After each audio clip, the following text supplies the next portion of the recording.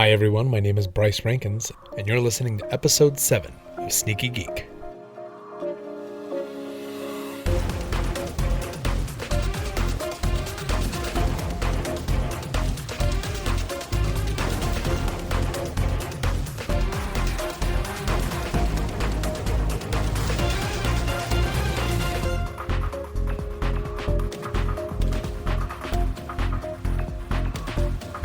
Faster than a speeding bullet, more powerful than a locomotive, able to leap tall buildings at a single bound. Look, up in the sky, it's a bird, it's a plane, it's Superman! What up, everybody? My name is Bryce Rankins, and Brian Romero is out today, but I am here today with Dave Ziegler. Hi. Now, this is a podcast, and you didn't see Dave's jazz hands, but they were fabulous. You know, I've noticed, because this is, from my perspective, the third, fourth thing that I've recorded with you guys. Thereabouts. I always do the jazz hands. Well, I don't know why. We'll have to get a photo of it and put it on something eventually. Well, if you guys launch a Patreon, that can be one of your incentives. Yeah, you get a photo of Dave. Put it on a coffee mug. Dave and I are here today to talk about the Golden Age, the Silver Age, and the Bronze Age of comics. Absolutely. Now, I'm coming at this from a comic perspective of a guy who really got into American comics in the late 90s. Okay. The only thing that I know regarding these various ages are that they are defined by their years that took place, as well as certain trends within the comics that are not necessarily defined by them, but they come up. Yeah. So, All-Star Superman. Grant Morrison and Frank Quitely. Yes. Mm-hmm. And love that series, by the way. It's great. I have, a few issues with it, but one of the first issues that I had with it was this sort of anything goes in the writing, which is how somebody like Jimmy Olsen not only is CEO for a day, air quotes, but when shit hits the fan, they're like, "You're the CEO for the day." Like, that's how it would go down. Like, what are we gonna do? CEO for the day? Yeah, like, you handle this, CEO for the day on our moon base. Like, it's a little absurd. Right. And the first thing that was said to me after that was, well, that's Silver Age comics for you. That is an accurate assessment. Okay. So let me ask you this first. Is this just a curiosity standpoint? Like, what's our goal for this conversation? Because as I understand the mission of Sneaky Geek, it's to basically throw open the gates. Yeah, for sure. So what are we doing here? Convincing people, hey, read comics? Or is this just sort of... Well, one of the big gates I think that shows up with comic books is a lack of understanding of the history of comic books regularly is used as a gatekeeping method. People are like, well, if you don't know about this and this timeline, you're not a true comic book fan. Okay, fair. Only true comic book fans know about blah, blah, blah. And I hate that bullshit. We all do. That's why this podcast is here. Dig it. Okay. So when that happens, there's two reactions you can have. You can either go, well, screw you, then I don't want to be a part of this, which is a regular response, or you can go research it. And unfortunately, the first person who probably would be willing to tell you about it is that a-hole who just told you that you should know about it. Right. And you're obviously not going to get the info from them. Because he's a douchebag. So instead of throwing open the gates in this episode, we're more giving them a couple of keys. Okay. All right. Fair enough. I personally don't have a lot of experience with older comics aside from having read a few things from various classic comic books. Sure. But I think if I had to guess, I'd be willing to bet some American folding money that most of those classic comic books are from the last 20 years, 30 years? Probably the last 40 is about as early as I go. Okay. A lot of it was early Starlin era. Okay. So, all right. Yeah, that's definitely 70s. 80s. I have almost the entire Beard Thor saga. The Walt Simonson stuff? Yeah, when he gets swapped out. The only ones I'm missing are the ones where he teams up with somebody else and they're on the cover. So I have every solo issue that bearded Thor up until the Infinity Gauntlet. Well, so some of that past the Infinity some of that is after Simonson.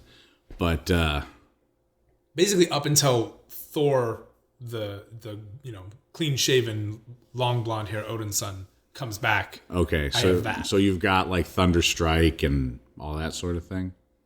I believe so. There were like 50 cents on a Black Friday thing. So I just was like, well, I guess I'm spending $40 to get this entire arc and series of arcs. It was cool. Yeah. But that's about as early as I go. Some of that is 80. Most of that is actually that segment in Thor was like in the 90s. So yeah, but still, you've got it's all pretty recent for you, I guess, relatively. Yeah, when there was still lots of words, when there was and not as many like full page spreads. Yes. Back when there's a lot of narration. Sure. Still. And back when an artist would do 2 or 3 books a month. Yeah. Because that's what he had to do to put food on the table. Yeah. Okay. Yeah. I say lots of words. I'm not like, oh, there's too many words in this book. I mean, like, it's the dialogue is a lot more. The dialogue explains more than the pictures do. Yeah. A combination of telling and showing. Yeah, for sure. Okay. So that's about as far back as I go. I mean, I read V for Vendetta cover to cover. Right. And I really enjoyed that. Brilliant work. I loved it. What year is V for Vendetta? Thatcher's England. It was published from September of 88 to May of 89. V for Vendetta, that's my non-American comic book, for the whole collection. But yeah, generally speaking, about the last 40 years. Okay. All right. So then let's just go back to the beginning. Okay. All right. So first of all, these ages are generally tied to superhero comics. Okay. We had comics before we had superhero comics, but a lot of them were reprints. We have what's called like the Platinum Age, before the Golden Age. Reprints of newspaper strips, things like that. The Spirit supplements from Will Eisner. Mm-hmm. Okay. Will Eisner is an iconic name in comic books. Not to go on a massive tangent, but a slight tangent. He literally wrote the book on comics. He was certainly he was an artistic innovator in ways that a large portion of the business is still catching up with. Yeah. And he was hugely influential. And we're not really going to talk much about Will in this one. No. So, May 1938 is when we see the first issue of Action Comics #1. Okay. That was a dumb way to say it. The first issue of Action Comics #1. That's when Action Comics #1 hits the stands. Yeah. Action Comics #1 is notable because it's the first appearance of Superman. Right. He's holding the car. Exactly. Jerry Siegel and Joe Shuster. And it was like a bomb going off because it was the first time we had a superpowered comic book character. Okay. We had characters like Superman in the pulps.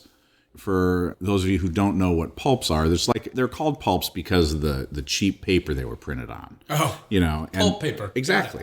And that's where we have characters like Doc Savage, the Shadow, the Spider. Characters that they're normal dudes. I mean, except for Doc Savage, but he wasn't a superhero like Superman. Right. Okay. He was just a little bit better than regular humans, So we get Superman, and it's a smash hit. He was also just one feature in the book, because comic books were anthologies then. Right. You get magazines. I mean, multiple features in the book. Yeah. Several short stories, like 3 to 4. No, Action Comics #1 I think was 64 pages. Oh my gosh. So you had a ton of stories in there. Oh, that's so cool. Yeah. So, that was really common in the Golden Age. Right. Plus, the page sizes were bigger. Okay. Like if you were to look at Golden Age sized storage bags versus silver and modern sized bags, right? They're bigger. They're notably bigger than silver and modern. Action Comics #1 was huge. Everyone's starting to get into the superhero game. Fawcett Comics comes up with Captain Marvel, who we know today as Shazam. I think it was Centaur Comics that published Wonder Man. And DC sued them out of existence because it was too much like Superman. There was a long lawsuit with Fawcett, too, which has ramifications with modern-day Marvel Comics, but that's probably a different podcast. It kind of comes around into a sort of winding, meandering path to get there. Gotcha. So we're not going to talk about that today because it's not relevant to the current topic. Certainly. But that's certainly one we can come back to later. Because it's really interesting. And regarding the Golden Age, I just want to be clear. Superman, Shazam, or Captain Marvel, as he is, these are not under DC yet. Right. Superman is. Superman is under actual. Superman is under DC. Schuster and Well, it was called Siegel National Publications, National Periodical Publications at the time. Okay, but the trade dress was DC. Now, does that mean that it is being published by them, or does that? Or, of course, it does. But does that mean that it is not only being published by them, but they are also going to keep this within the same universe, or does that crossover really not? Oh, that's not even a thing yet. Yeah, that's not a thing yet. It's going to become a thing shortly. We've got this with Superman. It was such a hit that, of course, they wanted more. Right. And so that's when we get Batman in Detective Comics 27. Okay. We didn't include the Batman until the 27th issue of Detective Comics. Well, that was just a year later. Right. And Detective Comics 27 was also an amalgam of another anthology. 60-ish pages. Yeah. Okay. So he was just one story in there. Again, just one story. That is so cool. Yes. And it explains the number situation a lot better. Yeah, because today, with publishers today, try to keep things, they relaunch everything. Right. All the time. Marvel's particularly bad about this. DC's been less bad, but Marvel really has been bad about this. At the time, there was no interest in that for a couple of reasons.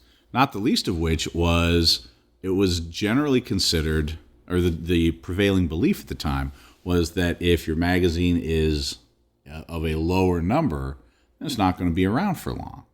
Yeah. So you wanted a book with staying power. The higher the numbers, the better. Right. And people are regularly throwing away these things, so relaunching isn't Oh yeah, there's the common the rule of thumb in those days was every 3 to 5 years, your readership turns over completely. The idea of a comic book collector, like I'm 46 years old. The idea of a 46-year-old man in 1938 reading comics for fun would have been laughable. People would have thought there was something wrong with me. And then at the end of the book, they're going to set you down next to the river and tell you you're going to get a little place.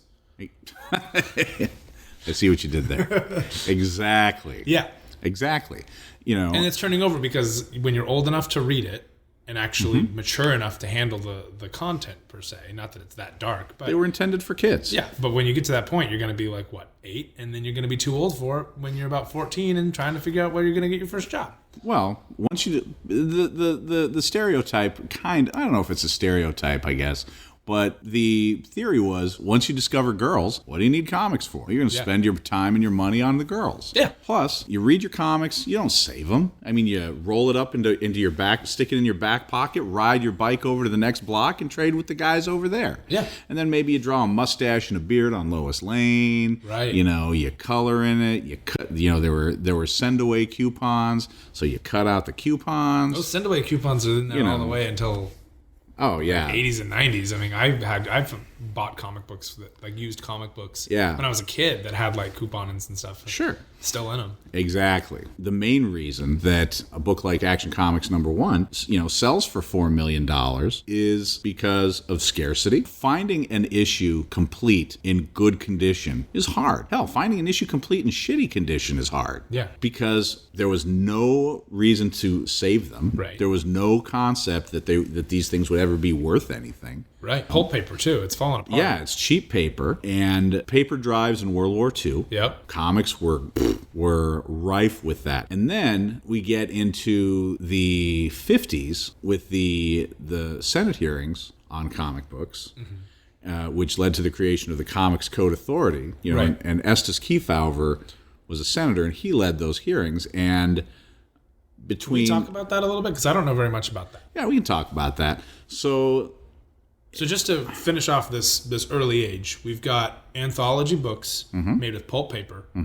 They're easily thrown away, and the stories are one of many within that book, and the character may not be established within Action Comics, Detective Comics, and right. things like that. The first Superman story was repurposed panels from the newspaper strip because Siegel and Schuster tried to syndicate it. Because, man, back in those days, syndicated comics was where the action was. Comic books was slumming. Oh, really? Oh, yeah. The big money was in syndicated comic strips. If you got syndicated, man, I mean, that's where the action was. Because you had guys, some of the Action Comics was. Oh, I see what you did there. But you had some of the best artists of the day, in a variety of styles. You had adventure strips with Hal Foster's Prince Valiant, or Alex Raymond's Flash Gordon. Prince Valiant. You had George Harriman's Crazy Cat, which is the surreal sort of, postmodern before it was postmodern, before that even existed. Art usually where that starts. Yeah. And then, things like Gasoline Alley kind of slice of life, real-time sort of stuff. So you had all these different styles, all these different long-lasting comic strips.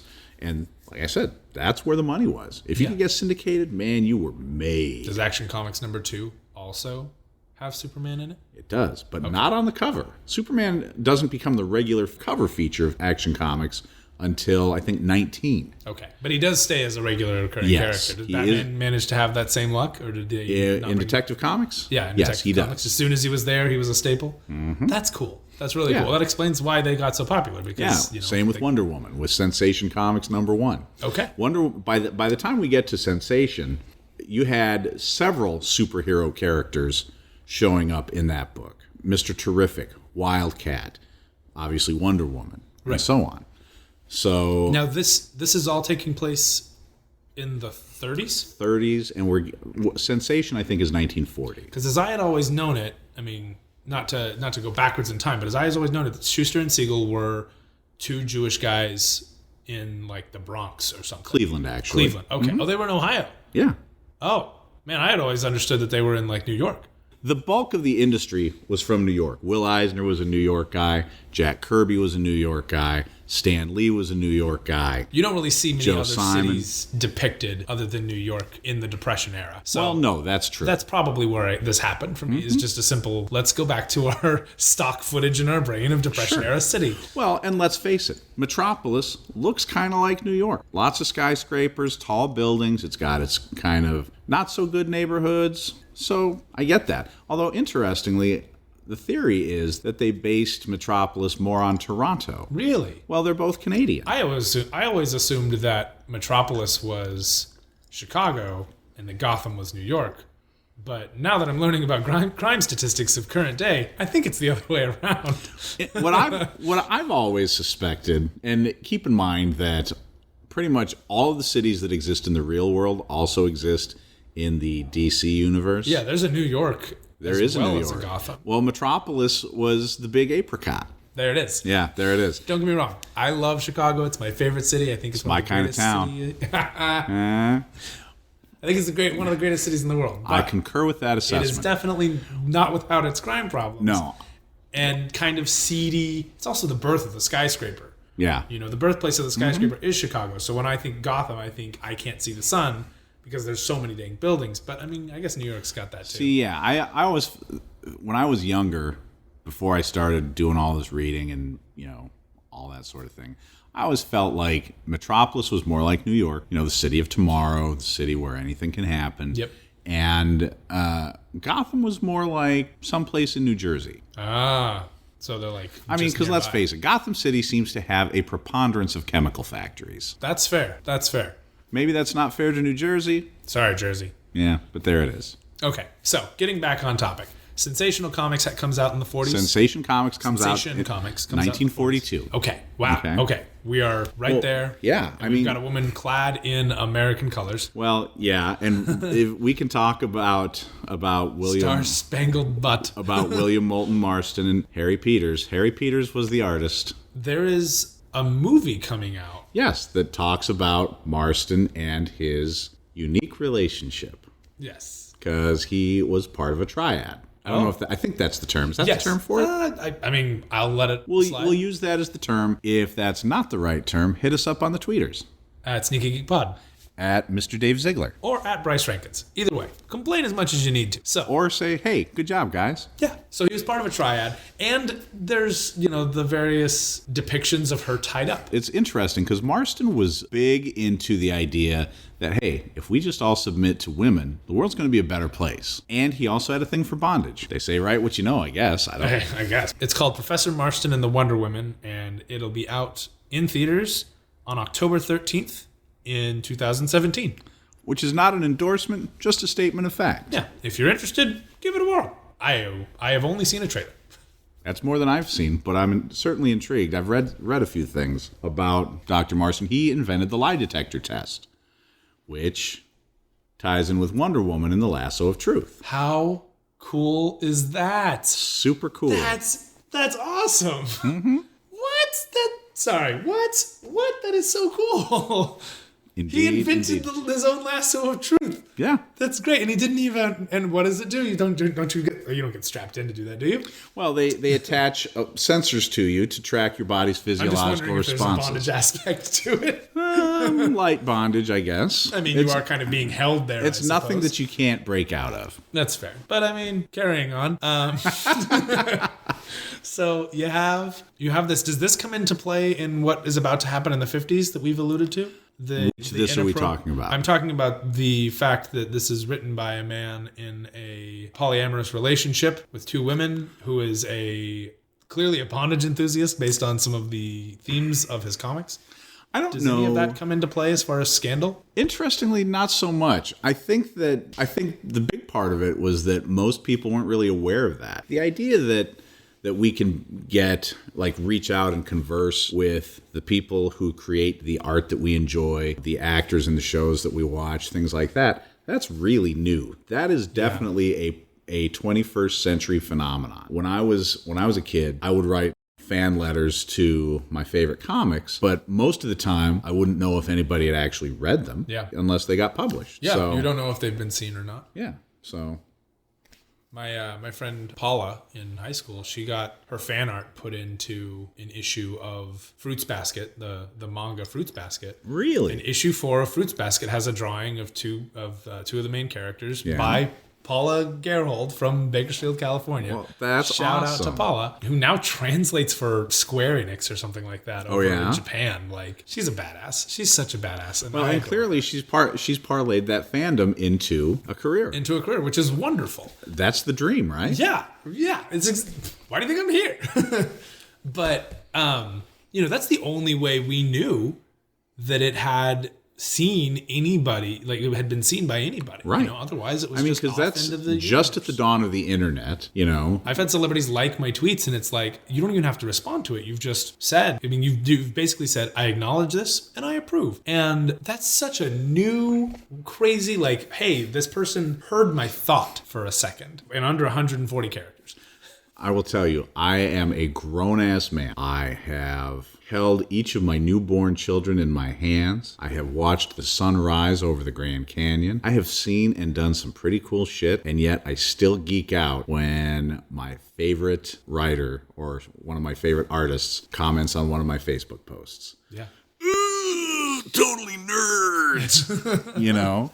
So, but anyway, it's become part of the industry for them as well. I mean, that's how I can run into somebody like Mark Waid, mention you, and he can go, "Oh yeah, the teacher guy, yeah." Yeah, exactly. And we can have a brief connection over somebody random third party that he couldn't pick out of a lineup, but occasionally remembers. Oh yeah, that guy. Yeah. It's really cool. Yeah. Anyway, so here we are at a point where we're not necessarily having too much scandal with artists because they're not as connected as they are now to their work, because they're not part of the brand so much. Right, and a lot of times they're not even identified in the books. Oh, yeah. It wasn't until we start to get into the Stan Lee, and I think Marvel was really the first one to start identifying the creative teams. Sure. So let's move to the Comics Code Authority? Yeah, Comics Code Authority. Let's move to that. We're deep into it, and we only have a little bit. Actually, we're right about a third of how far we want to go. Okay. So we're going to jump ahead to, we can't jump too far ahead because we got to cover a couple more things for the Golden Age. Okay. So superhero comics are huge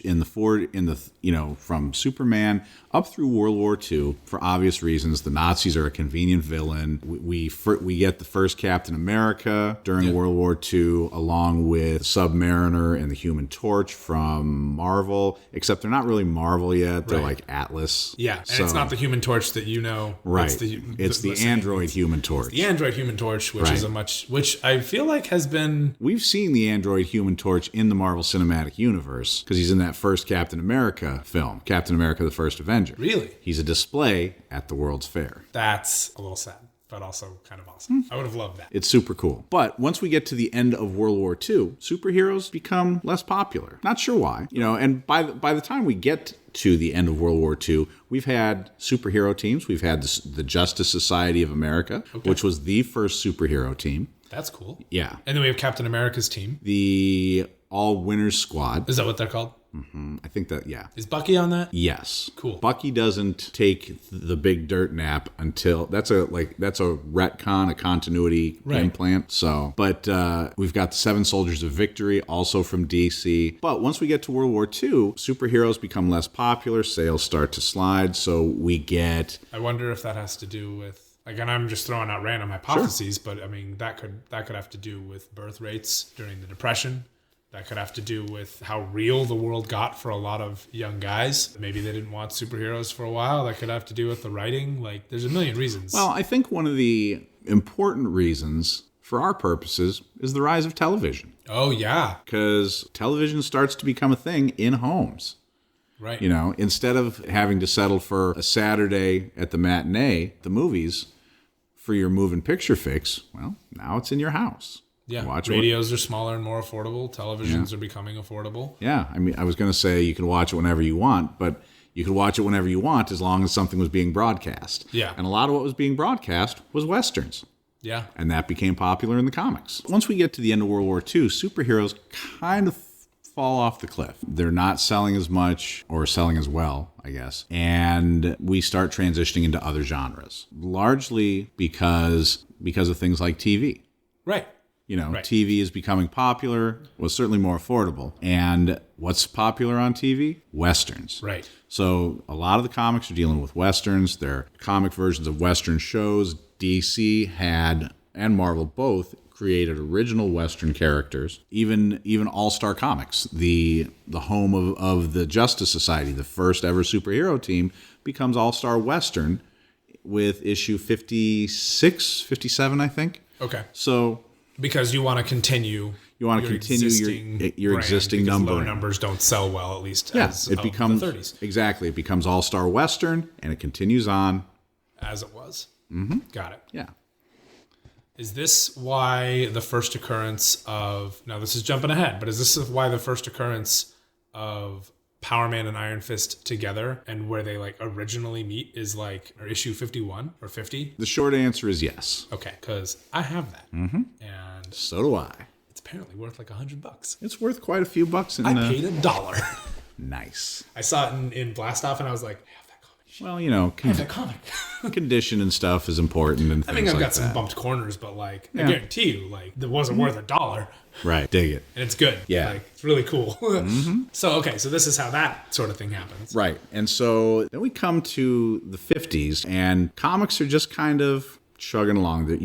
From a superhero standpoint, you've got Superman, you've got Batman and Robin, and you've got Wonder Woman. And they're living, thriving, going strong. Yeah. What's happening over at Marvel? Marvel is doing science fiction and monster stuff and westerns. This is Tales to Astonish, Tales of Suspense, Journey into Mystery, some cowboy stuff. And yeah, naturally they're doing some westerns. I assume DC's running some westerns. DC is running westerns and sci-fi as well. And then you've got EC. It stands for Educational Comics. Mm-hmm. And oddly enough, it starts off publishing Bible comics. Okay. But then the publisher, William Gaines, realized, maybe there's something else we can do here. And so they started doing a line of horror and crime comics. Are they still educational? Not so. Well, maybe as a how not to get caught. I don't know. But you've got Tales from the Crypt. That's where Tales from the Crypt comes from? Yes. I love me some Crime Does Not Pay, things like that. There's a famous cover. I don't remember which issue it is. But it's a dude standing there with a bloody axe and a woman's head. He's holding it by the hair. Uh-huh. I mean, you would. Don't want to get your fingers gross. No, indeed. And her beheaded corpse laying in the corner. I mean, because there were no guidelines, and so you had a couple of different things going on. So people were pushing some envelopes. And plus there was a guy named Frederick Wortham. And Frederick Wortham was a psychiatrist in New York. Is he a quack? Does he think that the comics are rotting kids' brains? Kind of. He did a lot of work with juvenile delinquents, and he noticed that a lot of his patients read comics, Now, we, of course, know that correlation does not equal causation. However, he drew a straight causal relationship between comics and juvenile delinquency. No studies, no research efforts. That's why the bad kid's always sneaking a comic book inside of his textbook. Bingo. But he writes this book called Seduction of the Innocent. Oh, God. Inflammatory title. Ooh. Okay. And he throws out ideas. Basically a misleading tweet. Like it's the clickbait of the 1950s. Yeah, exactly. Oh, man. And he throws out ideas like, Batman and Robin is a pedophile's dream because you've got this bare-legged youth hopping around in shorts and this single adult man, and the two of them One of them is where this starts. Yes, and the two of them live in this big mansion on the hill with another old queen as the butler, and No. Oh yeah, and so that in turn. Do you have a copy of this book? I do. Yes, I'm so glad. I have to look through this. And the Seduction of the Innocent leads to the comic book hearings in the later 50s, led by Senator Estes Kefauver. And Seduction of the Innocent also, brings us the Batman stuff, but also talks about the gore and the crime, right? Of what's going on with from EC, and as well as the sort of sexualization of sci-fi over happening at every other comic, right? And keep in mind that comics were largely for kids, right? So you got kids reading Barbarella type stuff. Well, not quite yet. No, but the sex wasn't graphic, but it was certainly suggestive. The violence, on the other hand, I was just talking her costume, not necessarily her everything else. Well, the violence in these comics is substantial. Gory. It's substantial. It's gory. So the Senate hearings were about that, and Gaines didn't really do himself any favors in his testimony because But Gaines being the publisher of EC, right? Got it. And I could spend another hour talking about these hearings, but we're going to cut to the chase here. In order to avoid government oversight, the comics industry, the big publishers, DC, Marvel, Archie, EC, and a few others, agreed to self-censorship. Which is a great precedent because it winds up, helping out with all the stuff when Tipper Gore runs her campaign and with the ESRB with video games, creating a smaller self-contained system where you're allowed to kind of rely on yourself means to self-monitor. Self-monitoring helps in those industries, which also eventually came under fire for various implications that adults felt were seducing the innocent. Right. And so you get the Comics Code Authority, and there were strict guidelines for the Comics Code. Things like criminals couldn't get away with their crime. It placed limits on the kinds of horror stories you could tell. Like you couldn't have zombies, werewolves, vampires, none of that stuff. So even though you get characters in the 70s like Morbius the Living Vampire in Marvel Comics, well, he was a science vampire, so he wasn't really undead. Things like that. And this is kind of how this is the era that Stan Lee kind of walks into, right? Yeah. Mm-hmm. He was writing for Atlas at that point. It wasn't Marvel yet. Right. Because I know I watched a documentary once where he was talking about it, and the point at which he was getting ready to leave was because he was tired of dealing with this strict code of authority. Yeah. And he wasn't writing what he necessarily wanted to. He was also starting to write romance and things like that because that was easier to get away with, I guess. Well, romance comics were popular in an attempt to reach a female audience because, of course, women only like romance. Of course. They also love working in the kitchen and cooking with et cetera, et cetera, et cetera. Insert your Truman Show style. Yeah, so we've got... Suddenly there's a bunch of rules that they have to abide by. Right. And a lot of censorship. Right. And we are getting into and this is all happening at the dawn of the Silver Age. Okay? Now, I think I mentioned at the beginning that these ages are largely tied to superhero comics. Right. Silver Age is no exception. The Silver Age really kicks off with the Silver Age really kicks off with the publication of Showcase number 4. Now, Showcase was like an anthology title, but not quite like Action had been. Action was an anthology that had multiple features in each issue. Right. Showcase had single subject issues, but they changed regularly. Got it. Okay, so Showcase 4 gives us the first appearance of the Silver Age Flash, Barry Allen. Aha. Barry was a revamp or reboot, I guess reboot is probably the modern term, of the Golden Age Flash. So 1956, Julius Schwartz, who was a legendary editor, decided, hey, we've got these characters just sitting around that we haven't used in almost 15 years. So let's dust them off, see if we can jazz them up a little bit. And so we get the science fiction-y Silver Age, Atomic Age.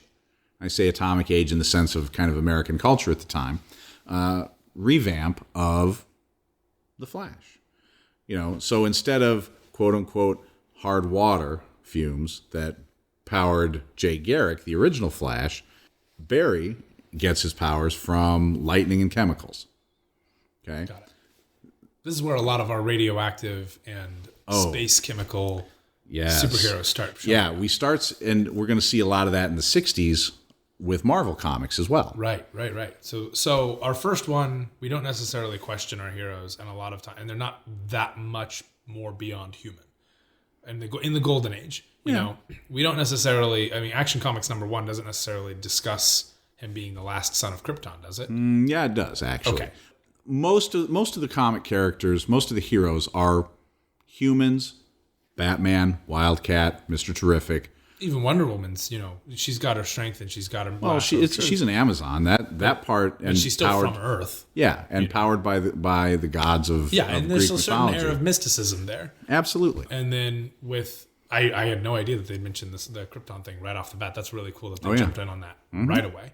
I had always assumed he'd kind of they had loosely found their footing, but there's a lot of things that kind of come as they progress. In fact, a lot of the elements that we just sort of take for granted from Superman came from the Superman radio show. Yeah, like the Daily Planet, Kryptonite, Perry White. Really? All first show up in the radio. That's in the radio cool. plays. Okay, so but anyway, so Superman Action Comics number 1 is what year?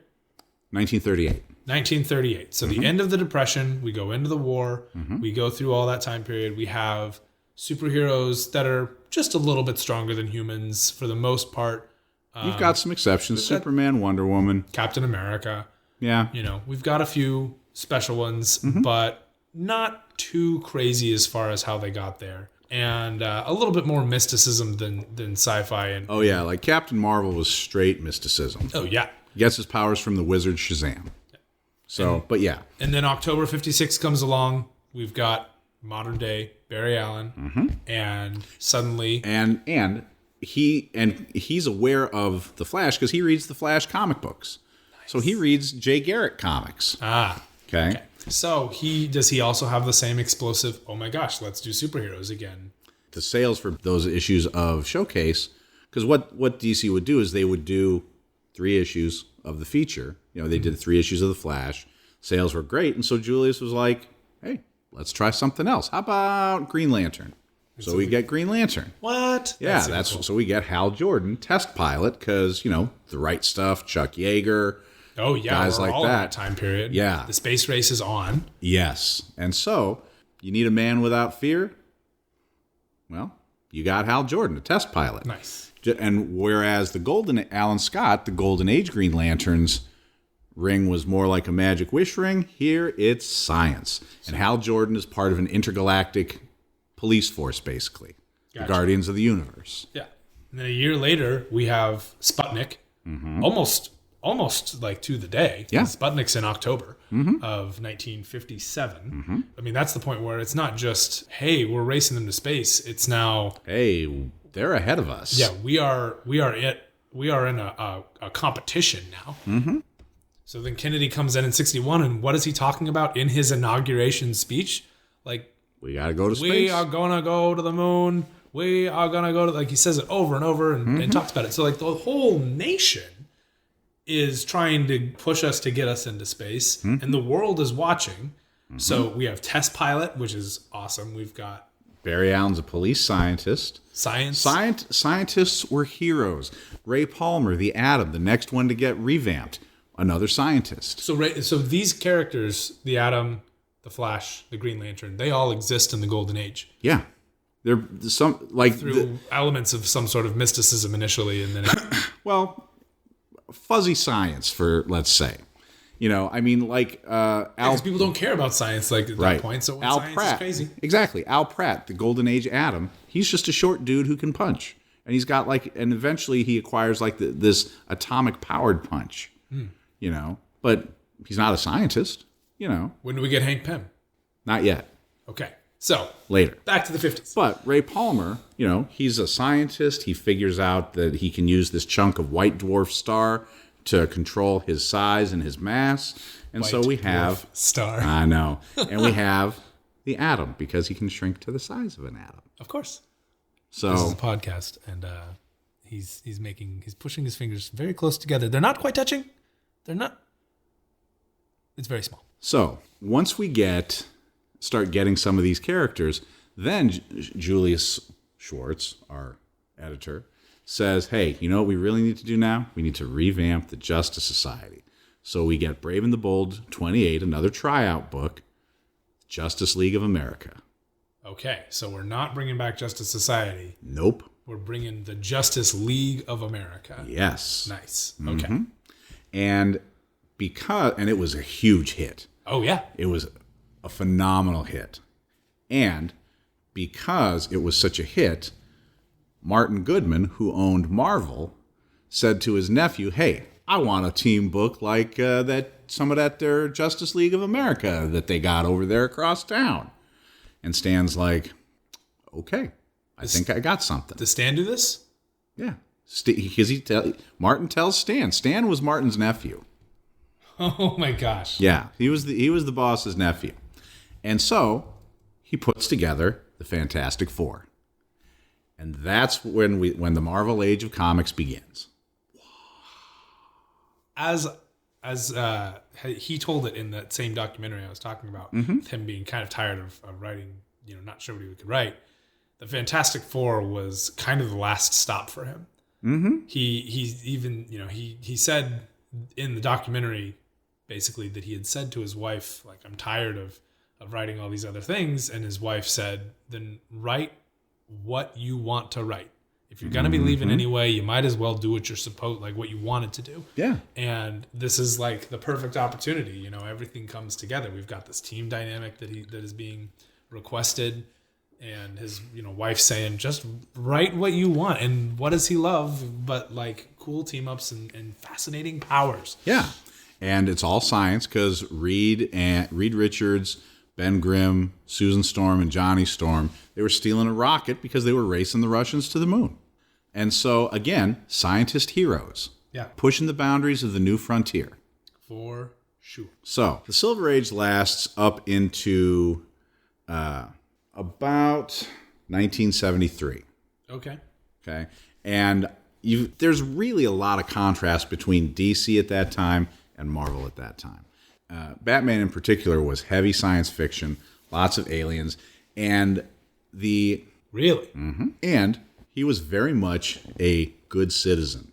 He was a citizen of Gotham. The whole Adam West shtick, well, citizen, think clean thoughts, chum, and all that sort of thing. William Dozier, the producer of the 60s Batman TV show, that's what he was getting from the comics at the time. We laugh about how campy it was and all that, but that's what DC was publishing. Yeah. And Superman was hyper-powered and all of this, and he was the establishment at that point. Yeah. And Marvel was doing it different. Their heroes had problems. Peter Parker, Spider-Man, worried about how he's going to pay the rent, how he's going to pay for Aunt May's medicine. Yeah. Ben Grimm, The Thing. I'm a monster. I'm trapped in this monster's body. How am I going to function in this world that's not built for a guy like me? And you got writers who, for a little while, were writing romance novels, so they know how to deal with the self-loathing and things like that in a comic book and just crank it out. Exactly. While 3 panels later, they're punching the goblin. Mm-hmm. All right. That sounds like a euphemism. Well, romance can go that way. Generally speaking, well, okay. While the start of the Gold and Silver Age is pretty, widely acknowledged, when these things end and kind of change is somewhat open to interpretation. Mm-hmm. A lot of people argue that the Silver Age really ends with in 1973 with Spider-Man 121. Oh. The title of our tale, The Night Gwen Stacy Died. Okay, and so for those of you who don't know, well, I'm sure some of you have probably seen Gwen in one of the Spider-Man movies. Gwen was Peter's true love. She was an intellectual and emotional match. Yes. And no matter what happens in the Marvel Universe, unless it is an alternate universe, Gwen doesn't come back. She and Ben, it's like the staple. Gwen doesn't come back, is written on a board somewhere in a Marvel, rules of writing Spider-Man. Yeah. But that event is widely considered to be kind of the end of the innocence. Because the Silver Age, even in Marvel, with its heroes with real-world problems, there was still an innocence to it. Yeah, because we're all still following the rules of the Comic Code Authority. Yeah, exactly. You still the bad guy's not supposed to win. Right. Well, and he doesn't, but neither does our hero. And that's that envelope being pushed. Yeah. And Marvel was pushing the envelope before. There were a couple of issues of The Amazing Spider-Man that they published without the Comics Code Authority because of the drug use. They depicted Harry high on pills, and Stan felt that this was a big enough problem for facing young people that he wanted to tell the story about the harmful effects that drugs could have. Reconnecting back to an earlier part of our conversation. Sure. Stan Lee comes in, and I think we would be remiss in the change in comics if we didn't talk about some of the stuff that was happening industry side as well. Sure. Stan starts putting notes at the end of the comic books. Yeah. And whether this was something that had been going on in comics for a long time. Well, are we talking the soapbox? The editorial page, the soapbox, the whole here's what we think, fan mail, all that stuff. Yeah. Does that start with Marvel? Or does that start with the Silver Age? Yeah, I mean, like Julius Schwartz, as I mentioned, he was a personality. Mort Weisinger, who edited the Superman books, was a personality. Mm-hmm. And so these guys had a presence on the letters page. Like they would editorially respond to some of the letters. Mm-hmm. Okay. Stan, though, took that to the next level because he managed to make himself the star of the show. The Stan's soapbox editorial, it's just, hey guys, it's just me and you. And here's the deal. Here we are. Here's the issues of the day, at least from our comic book perspective. Yeah. Here's what we might have been trying to say here. Here's what we, have been concerned about. Yeah. It's cool to see that comics are clearly at this point touching on social issues. Right. Not Marvel, just, truth, justice, in the American way. Right. But it's also cool to see that Stan is willing to talk about these issues, then actually address these issues person to person so that items aren't necessarily missed. Right. So I mentioned that Stan had done the drug story in Amazing Spider-Man. Right. DC was doing that too, though. There was a move towards relevance from DC as well.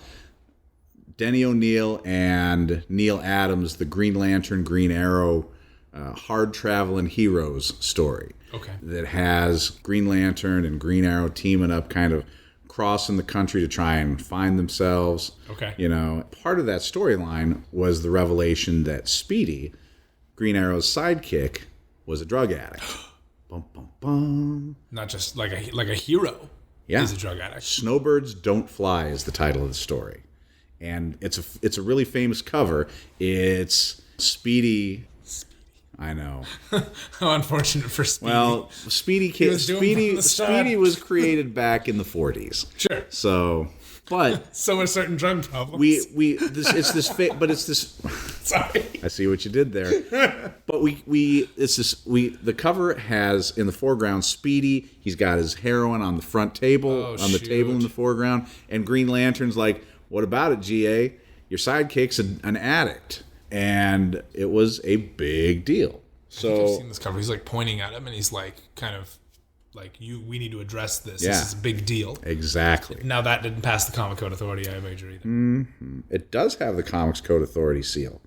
Wow. Probably because it's viewed as a problem. And while Stan's drug issues in Spider-Man were also treated it as a problem, I think part of the portrayal, the artistic portrayal of the highs and stuff was considered pretty graphic for the time. So a little grittier, which is not how one would normally describe Marvel versus DC. Well, no, I suppose not. But there's a move from both sides towards more relevant, more adult stories, because part of what's going on behind the scenes is you've got these creators coming up who had been fans as kids. Yeah. Guys like Roy Thomas, who took over a lot of Stan's writing duties as the line got bigger at Marvel and eventually succeeded Stan as editor-in-chief. Oh, cool. Yeah.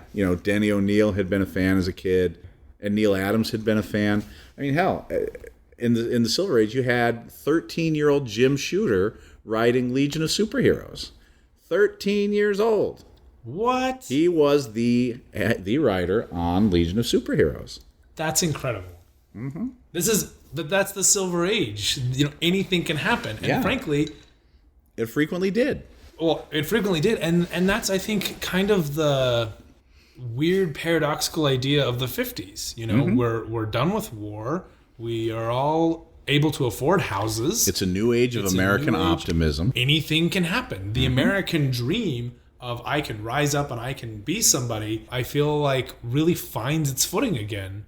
After the extravagance of the 20s. We spent 2 decades punishing everyone for their extravagance in the 20s, because now it's like, no, but we're handling this responsibly now. We have a car and a family, and we have our duties, and the women have their duties, etc., etc. And I think with this massive chunk of science that's coming in this, we can go to space. Yeah. Suddenly it's not just like I can grow up to teach, or I can grow up to be a policeman. It's, I can grow up to be an astronaut.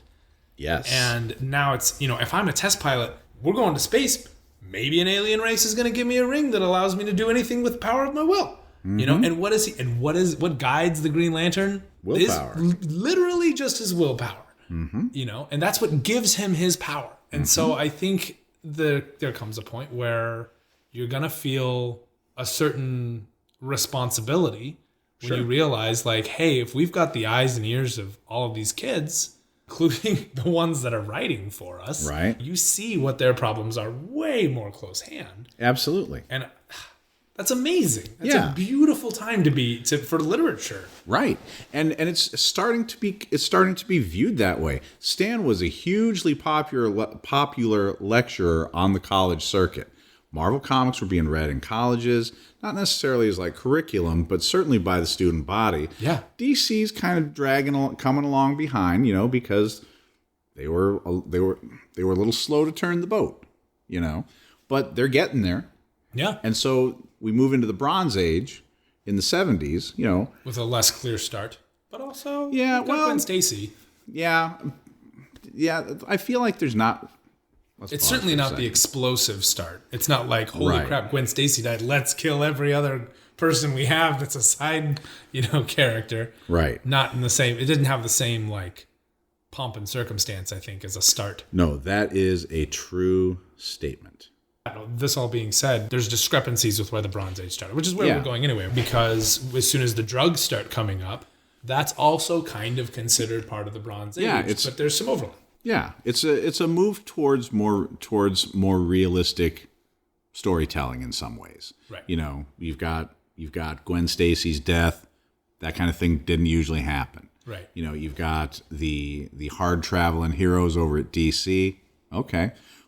There's just not a clear consensus as to when the Bronze Age starts. Okay. So for a lot of people, it starts at 121 because of how dramatic that is. With the death of Gwen Stacy. Right. But another big event. Another big event is Jack Kirby leaving Marvel in that same year. He leaves Marvel to go to DC. Jack felt like he wasn't getting his due credit. Well, when Stan is doing circuits and has his own soapbox. Well, and people are saying Excelsior, they're not saying Kirby something. Right. Well, and the way the Marvel method of comic creation really works is Jack and Steve Ditko and the other artists in some ways were doing as much, and I'm putting it in air quotes, writing as Stan was. Stan and his artists would talk about plot and what's going to happen in the issues. The artist would go off and kind of map it out and draw it, and then Stan would come back in and dialogue it. Kind of like board-driven cartoons. Kind of. I mean, board-driven cartoons, the boarders get to write more dialogue than the writers, but the visual aspect of a board-driven cartoon certainly starts with, hey, this is the story we're kind of going for, here's the idea, and then the border is the one who, decides the moments within the thing and the art that's going on. Sure. And what basically decides the pacing of the story. Right. As well as, how it all looks, because that's their job. Mm-hmm.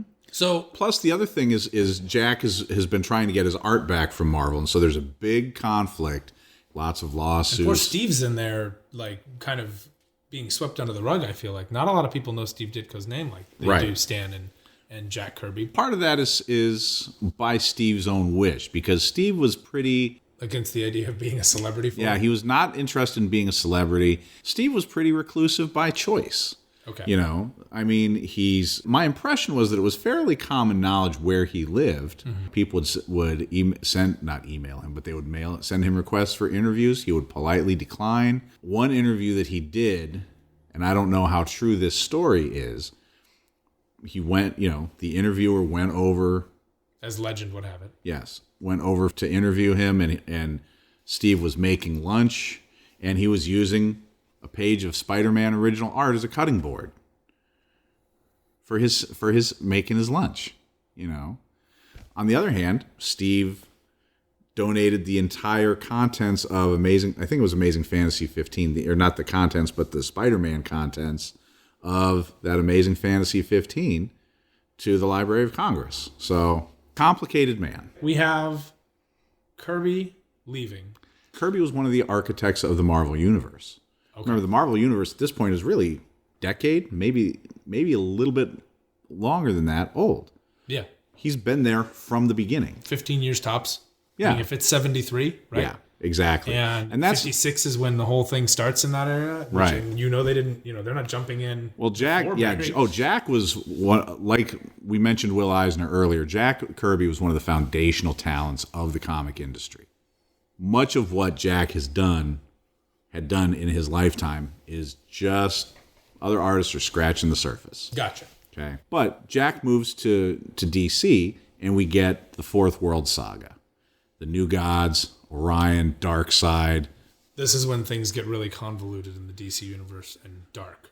Well, I don't know how convoluted they get, because Jack's original intent with the Fourth World Saga was to tell a largely self-contained story. Part of the deal for him going to DC was that he'd be left alone to do the books and tell the story that he wanted to tell. Yeah. He ends up on Superman's pal, Jimmy Olsen, as part of this Fourth World stuff, and they redraw his Superman faces because they thought he was too off-model. It's like, bro, you're going to redraw Jack Kirby? Oh, what? Man. Oh, man. So there was a lot going on. Yeah. So with all that happening, industry-wise, Mm-hmm. and then with the tone of comics going towards drugs just a couple years prior. Well, not just going drugs, towards but drugs, but going towards heavy, more realistic problems. Right. You've got Luke Cage, in the 70s dealing with poverty and crime in the urban cities, which I guess is redundant. But he was dealing with crime in ways that Spider-Man wasn't. Right. And he was dealing with different types of crime. Yes. And he was in prison. Yeah, he was a former criminal. Yeah. So, wrongfully accused or rightfully accused, the man served time, and then a corrupt prison guard, is largely responsible for what happens in the accident in their attempt to to silence him. Yeah, in his attempt to silence him, and it ends up making him a stronger person. It ends up making Luke Cage a hero. Yeah. Or giving him the tools to become a hero. Tools to become a hero. He still has to choose. Yes. Right? Which is beautiful in its own right. But you've got comics with not just, you're looking for trends. I'm saying you have comics not just dealing with serious issues, but you have them dealing with issues that are kind of race related. Oh yeah. And we've just left the civil rights movement. These are left. Left probably isn't the right way to put that, but these are definitely a response to things that were going on at the time. Yeah. So So at this point, when we realize that the age of sci-fi and big dreams is not without its fair share of problems, when we start discussing those problems is right around the point where things kind of shift to bronze. Yes. It's certainly not as pretty as silver. No, that's true. Which is a good way to remember that, I think. Yeah. Oh, that is nice. I like that. Over at DC, you've got the Teen Titans dealing with kind of the youth movement and youth culture, which is weird because the guy writing them, Bob Haney, was A, a much older man, and B, certainly out of touch. Oh, really? Yeah, well, that's where you get the dialogue like, hey, Twinkle Toes, let's put the shake in it, blah, blah. Yeah, it's pretty funny to go back and read some of those. But in terms of the storylines, they're trying to talk about some serious they're trying stuff. to talk about it. Without it being too heavy either. I mean, we still have a crazy bad guy who's largely in part going to lose every single time because that's the rules. Well, or at least doesn't get a permanent victory. Right. So, The comic code authority. When do we start seeing their fizzling? Oh, not until the 90s. Okay, so we've still got the Bronze ways. Age with all of these serious issues. Oh, absolutely. At some point, we're self-regulated. Yeah. So it's not like the government's, jumping in to say, hey, stop this. We've been pushing the envelope bit by bit to the point where we know these serious issues can be addressed. And, but they're not all serious. I mean, you've got, for every serious issue that's being addressed, you've still got Spider-Man fighting Doc Ock. Yeah. Or the Justice League fighting off an invasion of Martians. When does Dr. Octopus come in? Because Dr. Octopus is also a somewhat righteous scientist. Very early. Does he start off with his goal to be better and he's corrupted by power, or is he a little bit more just evil scientist? Doc Ock first shows up in Amazing Spider-Man number 3. Oh, so wow. Super early. I assume that's in the late 50s? That is 1963. Spider-Man. Oh, Spider-Man doesn't come out until the 60s? Spider-Man's as old as Doctor Who? Yeah. I always thought... a little bit older. I could say I always thought, but I figured Spider-Man had started a little sooner. Fantastic Four came out in 61. Oh, okay. So. And that's really the beginning of the Marvel superhero era. Right. Okay, cool. There you go.